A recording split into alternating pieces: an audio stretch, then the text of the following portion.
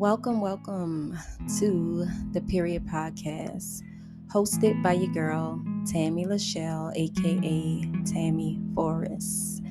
I am so excited to be back with you all after a little bit of a hiatus that I took to work on my personal life, goals, family life, my mental health, and just overall my health, together. And now I'm back.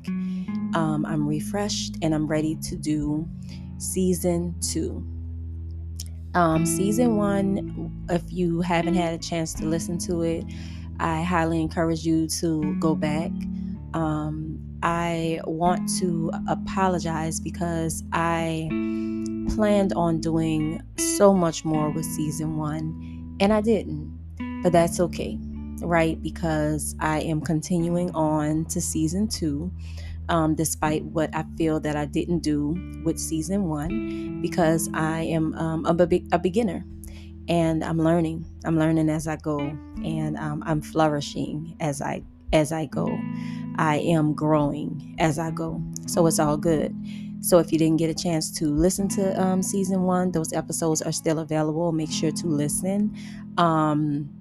Season 1 was not at all perfect, y'all. The editing, the sound, some things I talked about, I had a couple of errors or whatever the case may be. And for season 2, I plan on just coming back and doing like some YouTube videos and different things of that sort, and kind of just going, over a lot of things that I didn't get to discuss, and just maybe explaining some things more thoroughly to you guys. But without further ado, this is season 2. This episode is entitled Honoring Black Maternal Health Week. So as you all know, or if you didn't know, last week was Black Maternal Health Week.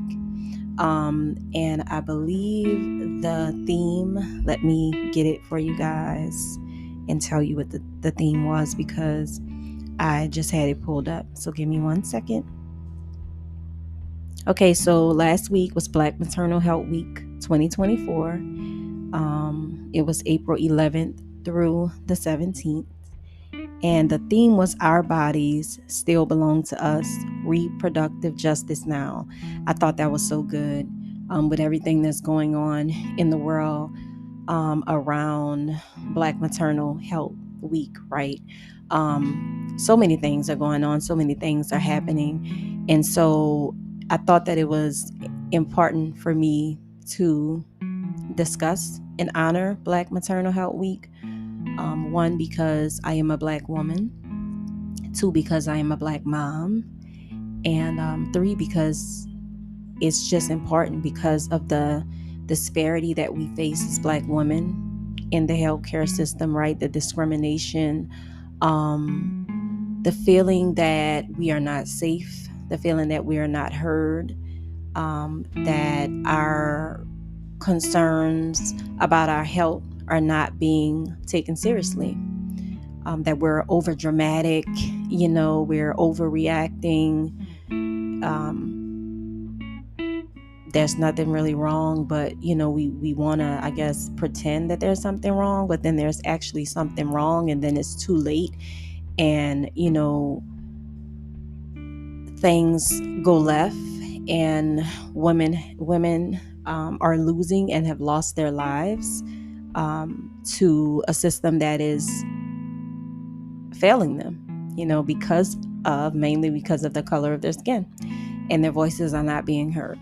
So I thought it was crucial for me to begin season 2 talking about Black Maternal Health Week. And what I will do in honor of Black Maternal Health Week is share my story. I'm going to share a personal story about, just my maternal health and my experience.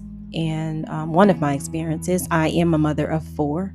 I have a bonus son, so that makes me a mother of 5. But my children that I bore, that I birthed into this world, I'm a mother of 4. Amen. 2 beautiful young women and 2 handsome young men.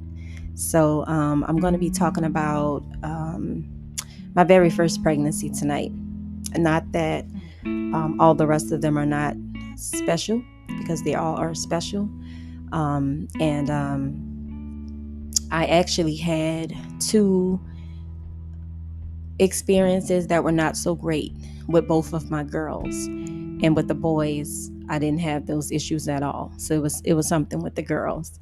But I'm only going to discuss the one experience because that's all we have enough time for. Maybe sometime in the future I can talk about my other experiences, at a later date.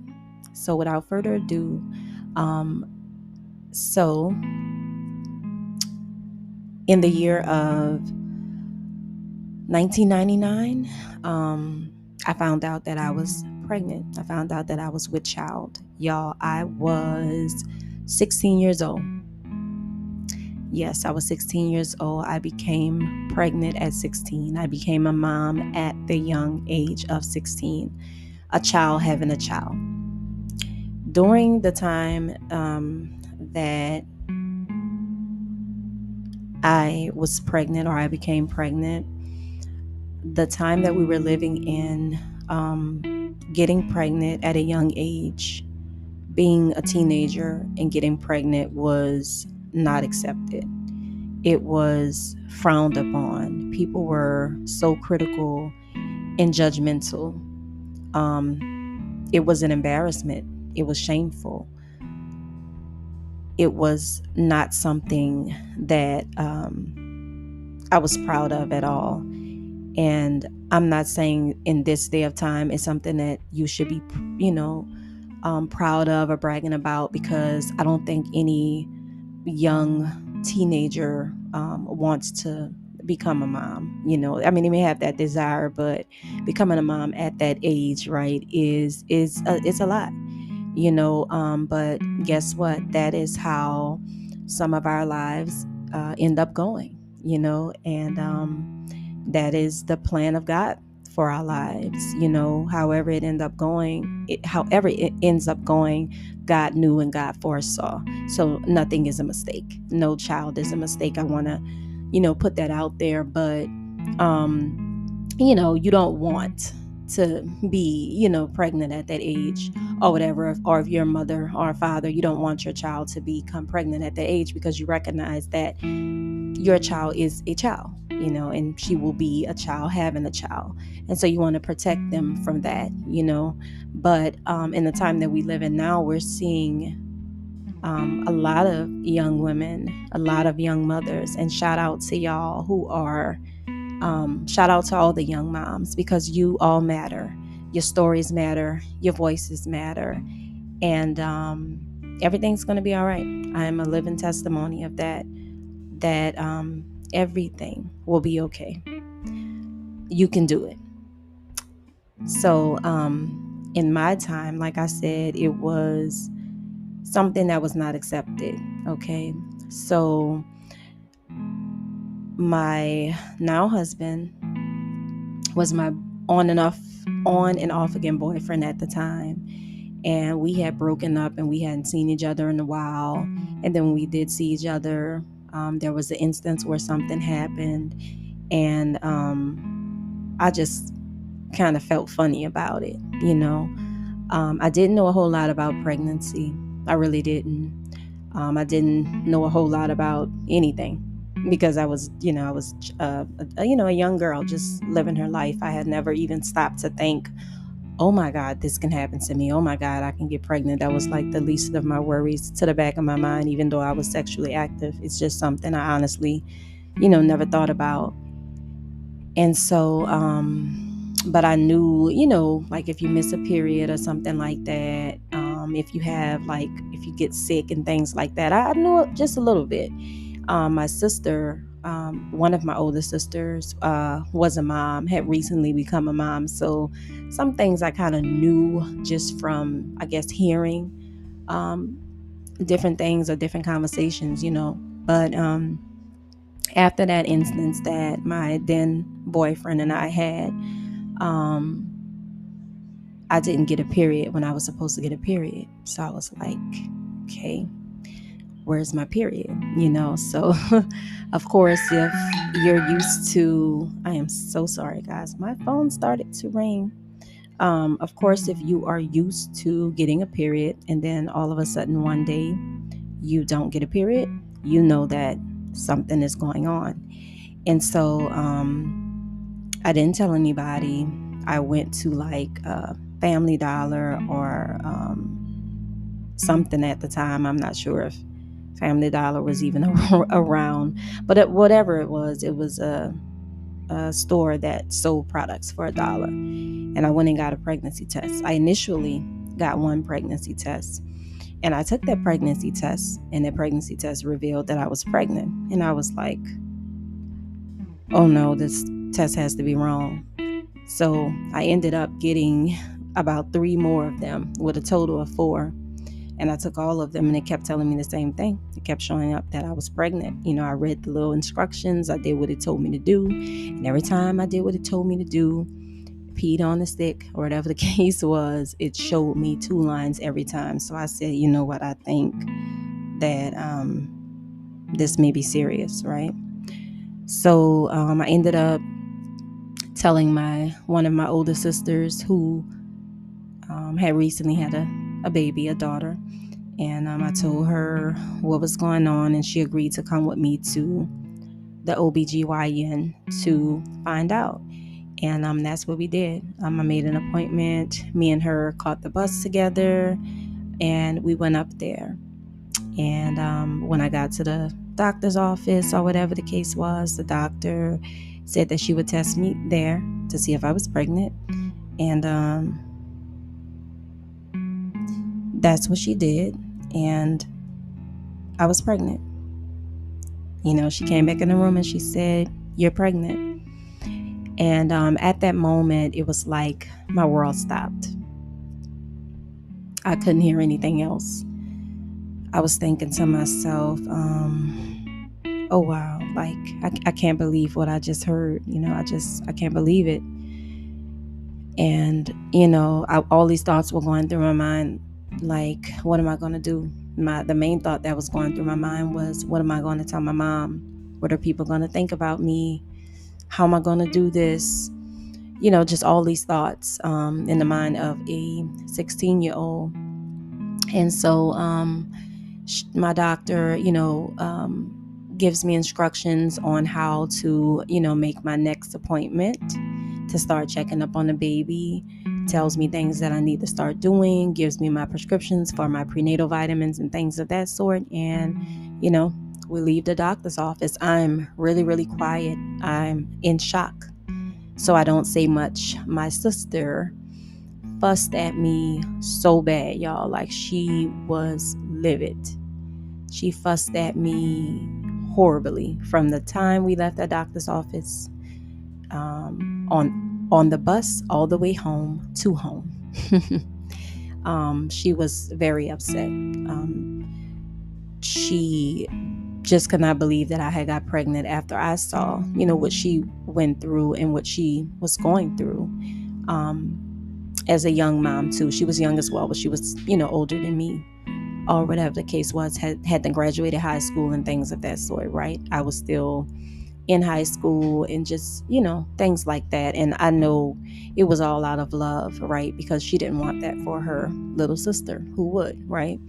So we make it home, and of course I have to tell my mom, and I tell her, and she goes quiet. And she just kind of looks, and I don't remember her saying much, but okay, we're going to get through this, maybe something along those lines, y'all, because my memory is really kind of faded. It really is. But I remember the hurt on her face. I do remember that. And I don't know, I guess what I was feeling kind of always overpowers that, because I always remember how I kind of felt.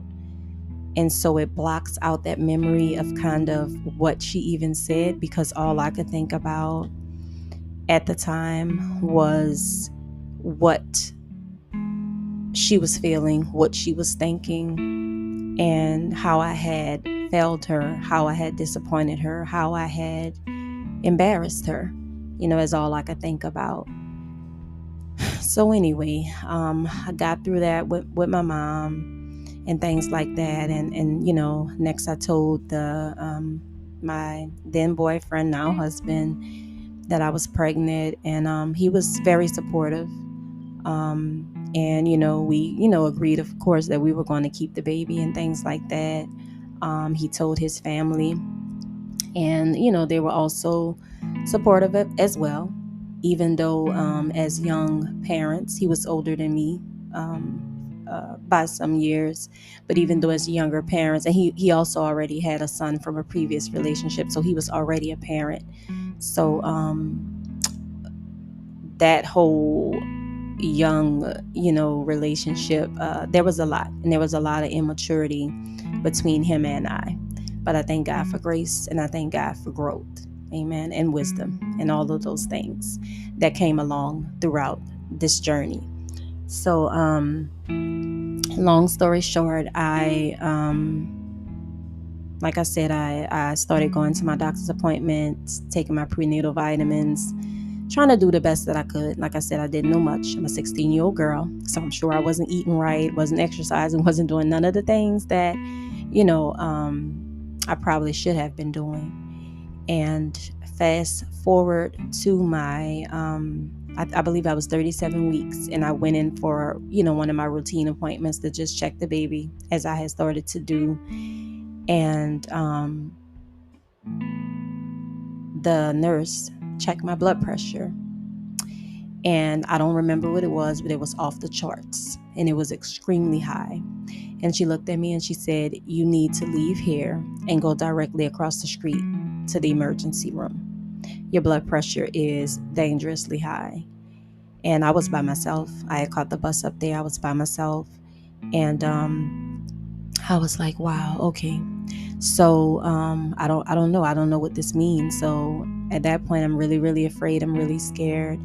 And I go across the street and I check myself into the ER, which was University Hospital, and the clinic that I was going to was across the street from University Hospital. So I go there, I check in there. Once they check my blood pressure over there, I'm already being sent to a room, and I'm having to call my mom and the father of my child, my now husband, and everybody, and let them know what's going on. I really don't even know how to explain it to them because I'm only 16 and I don't know a lot, but I'm kind of telling them what I know. My mom comes, my family comes, and things like that. There was a situation going on with my husband, now husband at the time, and so it took him some time to get there. So anyway, my mom gets there and they're explaining to her that I have what is called preeclampsia, and they need to do an emergency C-section because my blood pressure is extremely high, and they have to get the baby out of there for the protection of us both mom and baby. They have to get the baby out of there. We're going to have to do emergency C-section. So I'm getting all these instructions told out to me. I have the anesthesiologist, excuse me, guys, in there signing paperwork. This is going on, that is going on, blah, blah, blah, blah, blah. Long story short, we go into the operating room and things like that. They put that sheet over me where I couldn't see anything. I was so scared. I was shaking for dear life. I didn't even have a relationship with God at the time. I knew God since birth, as long as I could remember as a girl growing up, young girl growing up, because of my parents. But I wasn't keen at that time to even be praying, but I had a praying mother, and I thank God for her. And I thank God for her being there with me and encouraging me, supporting me, and letting me know that everything would be okay. She prayed throughout all of my deliveries and throughout all of my pregnancies, and I really do thank God for her. So shout out to you, Mom, for holding it down.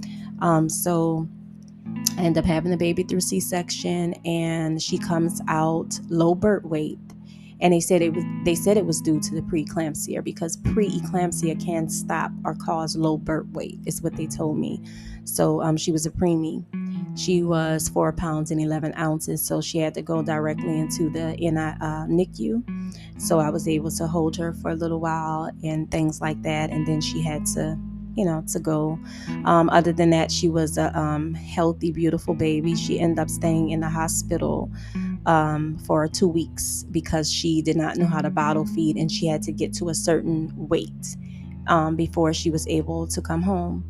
And so that was that. I'll get back to that. But I go, into my recovery room and things like that. And of course, I was having to see the baby. So my mom and my family was, everybody was doing that because I couldn't move as much as I wanted to, right? And the baby was not able to come back and forth to the room. And sometimes they did bring her. So that they did bring her sometimes. But anyway, during my recovery time, my nurses were so mean. They were so rude. They would tell me to get up and walk every day. I have to get up and walk so I can, be prepared to go home. And I didn't have a problem with that. When I would get up and walk, it hurted so bad. It felt like the top of my body, if I can explain it, was coming apart from the bottom of my body. It was very painful. I had never had a baby before. Or whatever. So of course I didn't know what the recovery of a C-section felt like, but in my heart and in my mind, I knew something just doesn't feel right. I do not think this is supposed to hurt that bad. And I would always tell the nurse that. I would always express to them my concerns, and they actually told me things like, would tell me things like, if you were able to, take a penis, is what one of them said. At your age, then you can get up and walk around this hospital. We're not having no pity for you. It's supposed to hurt. Get up and walk so you can get stronger, so you can go home and take care of your baby. That's what they would tell me. And I would walk, and I would be in so much pain. And, I just would try to the best of my ability to do it. Well, a few days later, I want to say like 2 days after I had my baby, I started to develop this really, really high fever. And I was just being given Tylenol. Nobody was telling me why I had a fever. Nobody was telling me what was going on. I started to get really red around the site where my cesarean scar was. It was really red and puffy around there, but kept being told that's what it's supposed to be looking like and things of that sort. And they just kept giving me like Tylenol, Motrin, whatever for the fever. And I remember I was getting discharged. I was actually getting discharged, and I still had a fever. And my dad came to see me on the day that I was getting discharged. And when he came to see me, he saw the baby. He told me he saw the baby, and he came to see me, and he talked to me. And he was asking me what was going on, how was I feeling, how everything had gone. And he felt me, and he said, "Oh, you're hot." And I said, "Yeah, I've been having a fever for a couple of days now." And he said, where's the nurse? And so, who's your nurse? And I told him who the nurse was. He went to talk to them, and he said, he come back in the room. He said, "You're not getting discharged today." I said, "Yeah, I am. I signed off on all my papers." He said, "No, you're not." He said, "You're not leaving this hospital until they find out why you are having a high fever." He said, "You will not be discharged from this hospital and go home and something is to happen to you, and it could have been prevented." He said, "I'm making them run some tests. They're going to bring you back downstairs, and they're going to find out why you're having that fever." And that's what they did. They readmitted me, took me out of the system from being discharged. They brought me downstairs. I believe they did like a ultrasound and things like that, ran some tests, ran some blood work. When they did the ultrasound, I believe it was an ultrasound, guys. Like I said, I was 16. But whatever test it was, it showed them the inside of my stomach. And when they saw inside of it, what happened, there was a cotton swab that they had left inside of me, in the inside, right by the site. And it had caused an infection. Like it caused an infection, right? So that's where the high fever was coming from. So they had to go in there, get that cotton out and things like that, and clean me back up. They had left all kind of stuff in there. They did not even do a thorough job. It had caused me to, have that infection, which was why I was running that fever.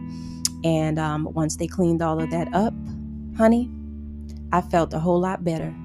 Like 2 days after that, I was walking. It still was painful, as in C-section, after C-section painful, but nowhere near to the pain that I was feeling, that I was trying to express to my nurses that this is not normal, and none of them were listening to me, and the doctors were not paying attention to me, and they were about to send me home. And I probably would not even be here to tell that story, because I don't know, that infection could have, caused a whole lot of other things. Who knows what it could have caused. But I'm sure it would not have been anything good. So I thank God for my father. He's no longer here. He's in heaven. But I thank God for him being my advocate that day. And like I said, as in honor of Black Maternal Health Week, I want to say that it is so important for advocacy. It is so important to have an advocate. If you are a mom, a young mom, an older mom, whatever stage or age you find yourself in, when you go to the hospitals, when you go to these clinics, and if you're not pregnant, if you're just going to see your GYN, have an advocate. Bring somebody with you who can listen, who can be that second ear, who can be that second voice, who can ask questions that you may be afraid to ask, who can listen and hear things that you may not catch, who can stand up for you, and just have your back, or just be your support system. And even if you don't have anybody, because I know sometimes we're like, I don't have anybody. Learn to be your own advocate. Ask questions. Don't let the doctors or nurses tell you anything. If you feel that something is wrong and something is not right, speak up for yourself, because it can make all the difference.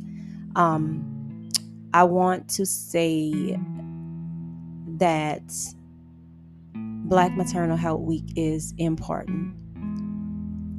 And I can only hope and pray that going forward, lots of positive changes will be made within the Black community of women. Because, like I said, there's so much discrimination, there's so much disparity, and it has to come to an end. But that change, I believe, starts with us. Let's take care of ourselves. Let's listen to ourselves, listen to our bodies. We know our bodies the best, so let's take our bodies. Our bodies belong to us, right? That is the theme. That was the theme of Black Maternal Health Week, because it's over now. We're coming to the end of this podcast. On the next episode, this was the first episode of season 2. On the next episode, we'll dive back into my experience. I'll finish telling you guys just some things that I did not have enough time to cover, or whatever the case is, because I really want to talk about some mental health things as well. So I pray that you guys will come back to join me. I pray that everyone is doing well. I pray that you are loving on yourselves, taking care of yourselves, being positive, spreading love and light wherever you go. This is a conversation about periods, so join the conversation. Again, this is your host, Tammy Lachelle, with the Period Podcast, and I'll see you guys next week. Be blessed.